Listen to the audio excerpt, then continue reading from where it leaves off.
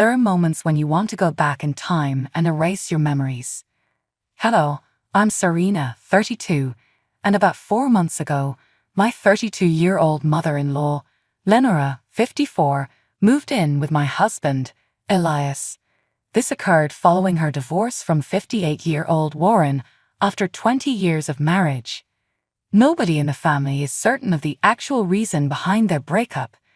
Despite my repeated questions, my spouse consistently claims he has no idea. After moving in with us for a few months, Lenora would scream herself to sleep. Her sobs were so loud that we could hear her through the walls. Her eyes were usually red the next day. She avoids me a lot, which I wouldn't mind if I didn't see that she acts normally around my husband, her other kids, and their boyfriends. She simply appears to stay away from me.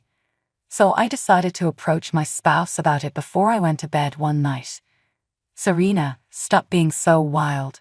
My mother adores you." "She definitely does," I retorted. "She doesn't treat me badly, but when you're not home, she's in her room all the time." Maybe bring up marriage to her. What has transpired during our 6-month marriage? Dad called it quits after 2 months. That comparison is absurd. Your siblings are married and have spouses. What distinguishes myself from others? We just got married, like I said.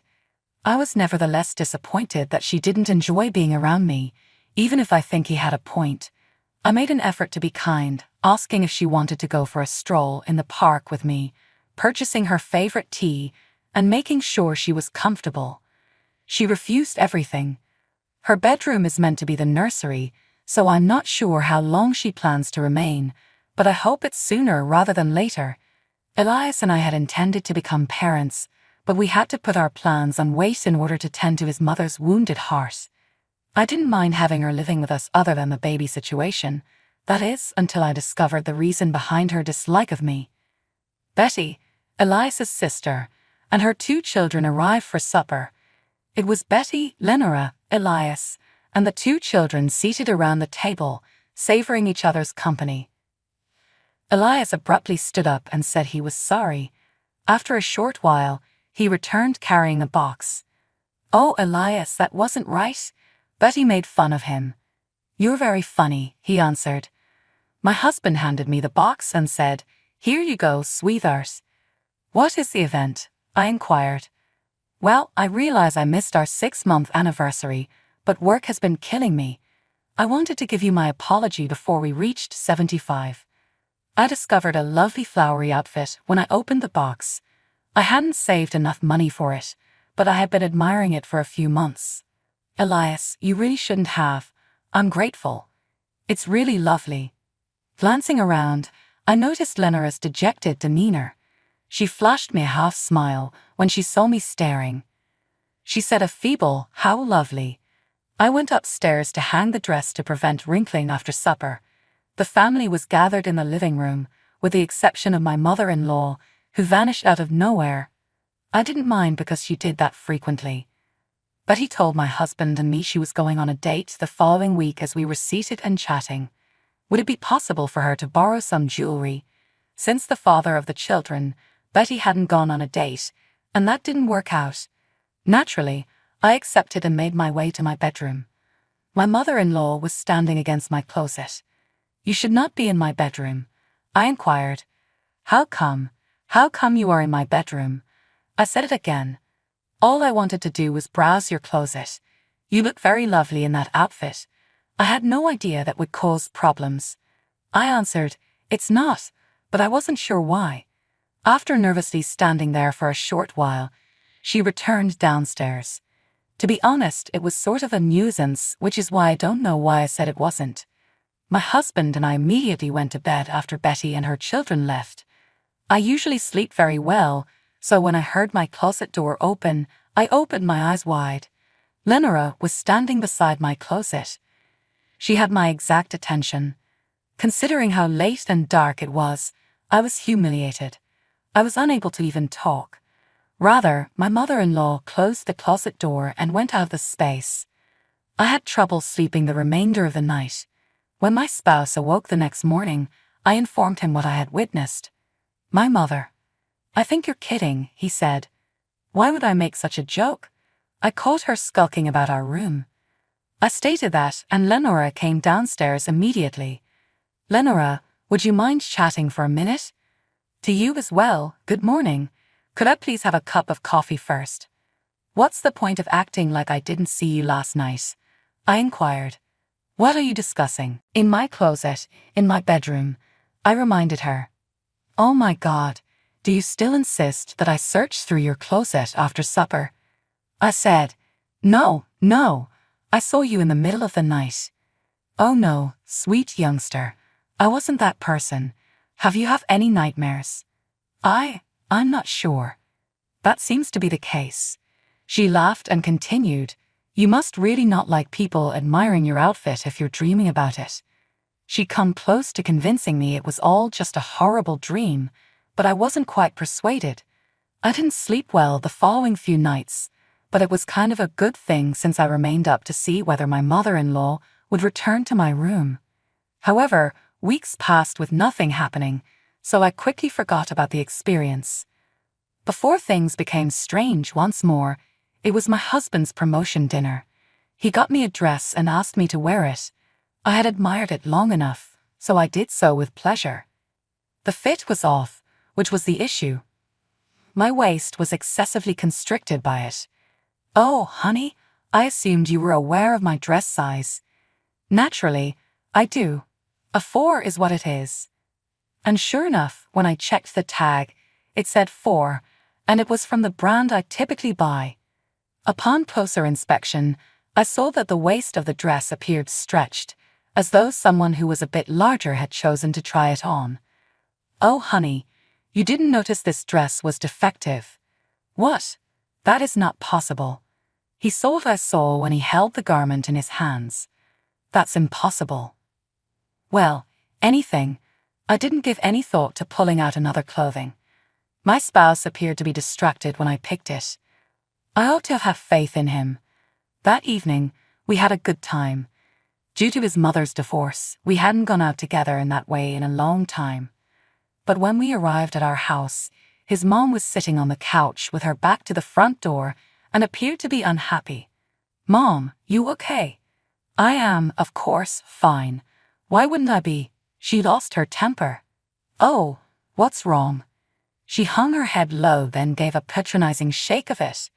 You know, ever since your father abandoned me, I've been going through a rough patch, and even though a few months have passed, I'm still not well. I would have liked to have supper with the two of you, or just the two of you. You know, you got promoted. I wish I could have witnessed your celebration. Mom, I apologize. Really, I have no idea what to say. As it stands, Serena and I seldom ever go on dates.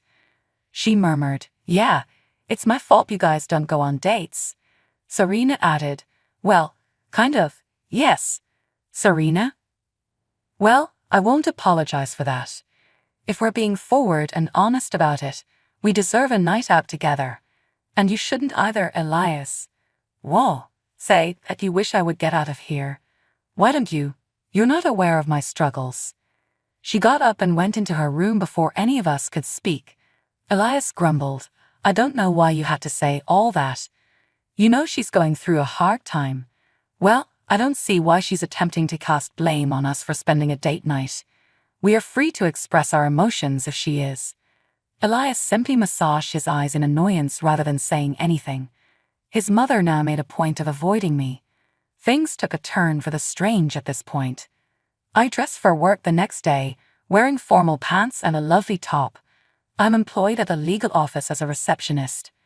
This blouse fits me wonderfully every time, and I've worn it hundreds of times.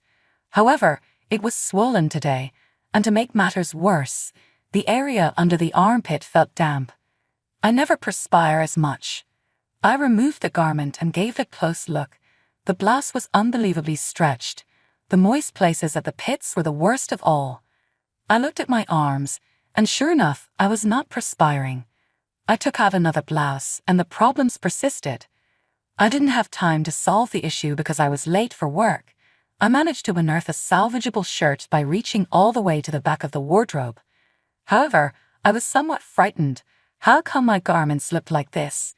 Unless someone deliberately wore my clothing and stretched them out, there was no logical explanation.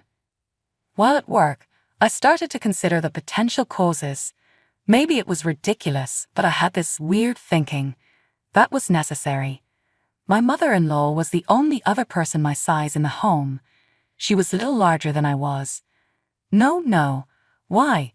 Why would she act in such way? That is absurd, peculiar, and bizarre. I choose not to share these ideas with anyone. I wanted to give my mother-in-law the benefit of the doubt, even though I knew I shouldn't have. I remained up long that evening watching to see whether my mother-in-law would come into my room. Regretfully, I was unable to stay awake for too long before falling asleep. Upon awakening and commencing my routine, I discovered that my toothbrush was damp. I was being eaten alive by my paranoia. Is my mother-in-law here? Anything from ruining my toothbrush to stretching garments and causing pit stains. Why in the world was it raining again? I was putting on my panties as I was getting ready for work. I drew the line at this point. I pushed up my panties and felt them expand. No, she didn't merely put on my freshly laundered undies. I removed them right away and sniffed. Elias. He hurried upstairs and ruined his clothes with coffee. Baby, what's wrong? Your mother. What? I understand that this may seem absurd, and perhaps it is, but it doesn't bother me. Your mother has been using my toothbrush and wearing my stuff, even my underpants. I have a vengeance against this woman. What makes you think that about my mother? She would never act in such a way. Please don't act as though you are unaware of how she is around me. My mother loves you. Where is she now? I must speak with her. Serena, I swear to God, you and I will have to wonder how long this marriage will continue if you trouble my mother with your delusions when she's still in despair. My mom is a rock. I detest witnessing her suffering following my dad's actions. Please don't tell me anything unless you have concrete proof. Yes, I do. The garments are elongated. They have an odor. The washer may be that. Perhaps a new one is needed. Knowing he would refute anything I said, I ended the conversation there. How did I miss the fact that he was a mama's boy? Explains her decision to live with him rather than his brothers. I would provide the proof to him if he requested it. I went to the closest store that evening to purchase some sleuthing supplies. 2 covert cameras. Verify. Speaker. Verify. All I needed was that. I returned home with 2 fictitious plant pots to cover up the cameras.